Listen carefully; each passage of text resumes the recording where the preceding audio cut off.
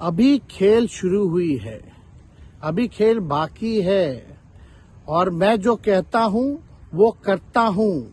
और आप लिख के ले लीजिए, जनता दल यूनाइटेड जो पार्टी है 2024 में ही खत्म हो जाएगी, ये निश्चित रूप से लिख लीजिए।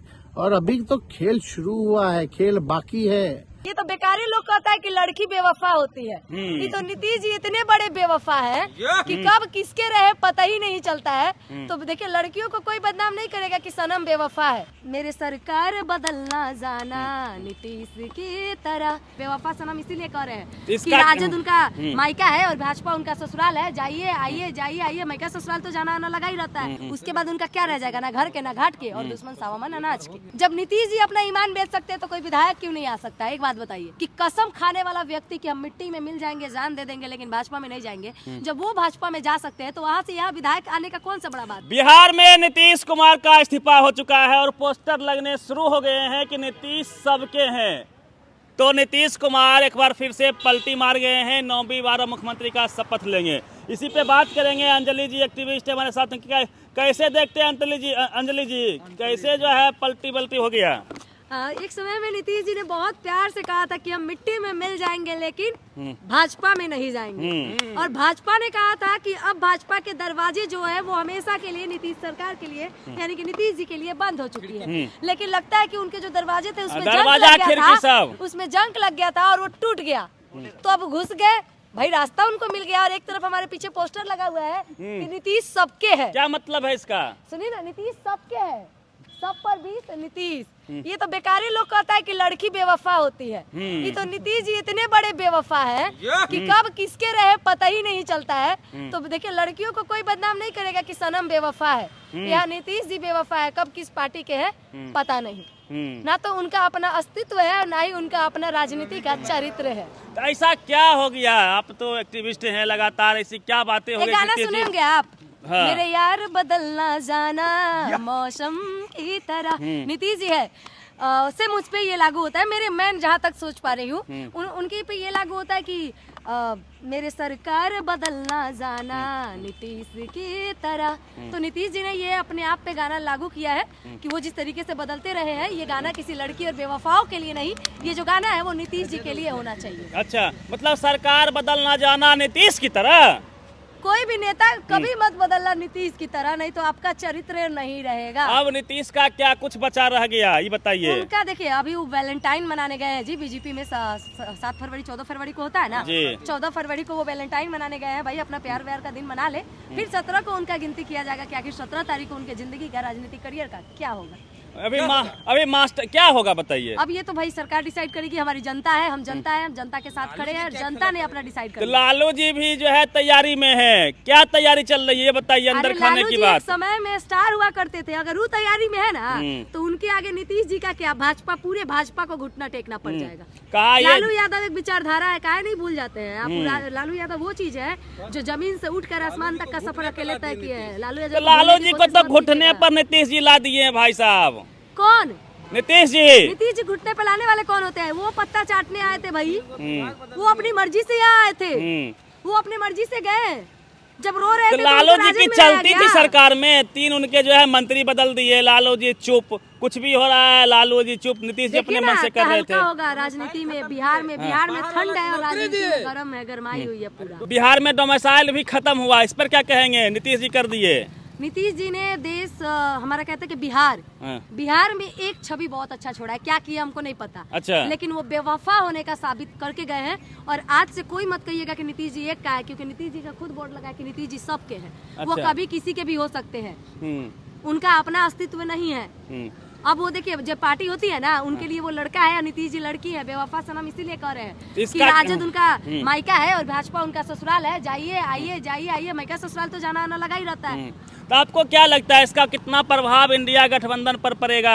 24 में क्या होगा? कुछ प्रभाव नहीं पड़ेगा। पूर्ण रूप से सरकार बनेगा और तेजस्वी जी सत्ता में आएंगे। तेजस्वी कैसे सत्ता में जाएंगे? कैसे नहीं आएंगे? युवा है, यंग है, हमारे हिसाब से। आपको अभी सुनिए ना, अभी जो टीवी अखबार में चल रहा, अभी भी कुछ गुंजाइश लगती है? क्या लगता है आपको कि जदयू से कुछ विधायक टूट सकते हैं? बिल्कुल, क्या खेल बचा हुआ है? जहाँ तक हमें भी सुनने में आ रहा है कि जदयू से लगभग 17 विधायक जो है वो राजद में आने वाले हैं। तो अगर ऐसा हो गया तो नीतीश जी की कहीं ना कहीं पार्टी का अस्तित्व खत्म हो जाएगा, जदयू का अस्तित्व खत्म हो जाएगा। तो ये नीतीश जी के लिए बड़ा भारी नुकसान होगा। नीतीश के और एक अगर भाजपा ने उन्हें सच में वो दर्जा नहीं दिया जिस वजह से ये राजद छोड़ के गए हैं, उसके बाद उनका क्या रह जाएगा, ना घर के ना घाट के, और दुश्मन सावामन अनाज के, वही वाला हाल होगा उनका। एक विधायक है गोपाल मंडल, वो नीतीश के विधायक है, वो कहते हैं कि नीतीश जी यदि चले गए बीजेपी में तो मटिया मेट हो जाएंगे।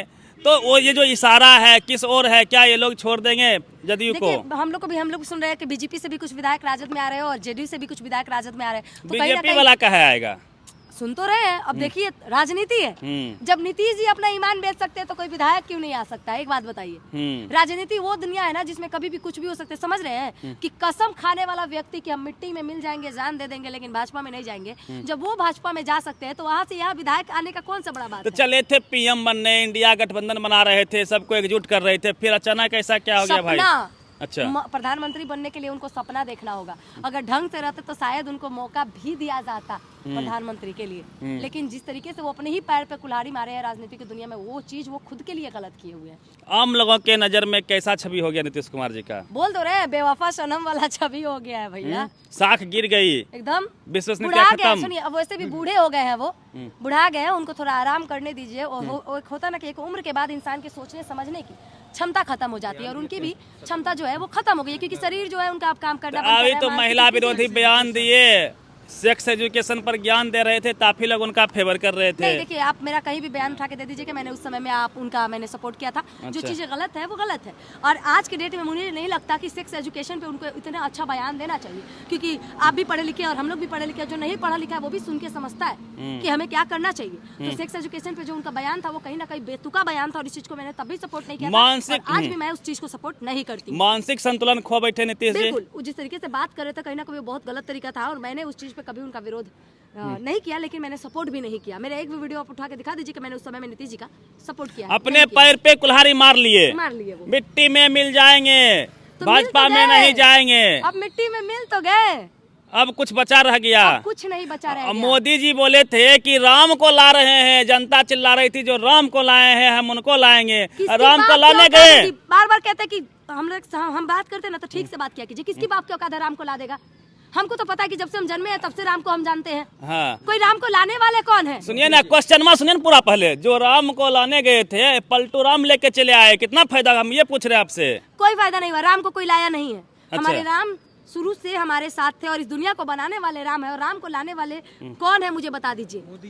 मोदी जी तो पूरा कौन? मोदी जी लाया है, बुलवाए मोदी जी से, एक दिन आके कहे मोदी जी को। अब उनके साथ नीतीश जी भी हो गए। सुप्रीम कोर्ट ने मेरे वजह से राम मंदिर का फैसला हित में दिया है। मोदी अब जो है पहले धीरे से बोलते थे कि 400 पार, अब तो जोर से बोलेंगे 400 पार। इंडिया गठबंधन का संयोजक ले गए, विफल हो गया है। बोलते थे ना हाँ। राम मंदिर बनाया ताकि हम 2024 का चुनाव जीत जाए, लेकिन राम मंदिर का जो चाल है उनका विफल हो गया, और अच्छा। उनको नीतीश जी को अपने अंदर लाना पड़ा कि ताकि बिहार के कुछ सीट हाँ। उनके बीजेपी में चला जाए, क्योंकि जीतने के गुंजाइश तो थी नहीं, क्योंकि बिहार में भाजपा का आना नामुमकिन था। तो दल बदल कर सकते हैं लोग, क्योंकि राजनीति में वैसे भी भाजपा जो है वो गंगा नदी है जिसमें जितने भी पापी हो और धूमिल छबिल का व्यक्ति हो वो भाजपा में जाते ही साफ छवि के हो जाते हैं। सड़क के जो चले उसे सरकार कहते हैं, और जो हर बात पे पलट जाए उसे नीतीश कुमार कहते हैं। ये बात मेरा नहीं है, नीतीश जी ने अपने छवि दिखाई है जनता को, जनता के सामने रखी है, और जनता डिसाइड करेगी कि नीतीश जी का राजनीतिक करियर था, अब जनता उसका क्या हासिल करेगी, अब नीतीश जी क्या भुगतेंगे ये नीतीश जी समझे। हाँ, तब तक उनको खुश रहने दीजिए ताकि वो वैलेंटाइन मना ले। अपने कहते हैं ना कि कब तक खेलेंगे मोदी के गोदी में, आना तो लालू जी के ही चरणों में है, उनको जब उनका दर्द खत्म होगा।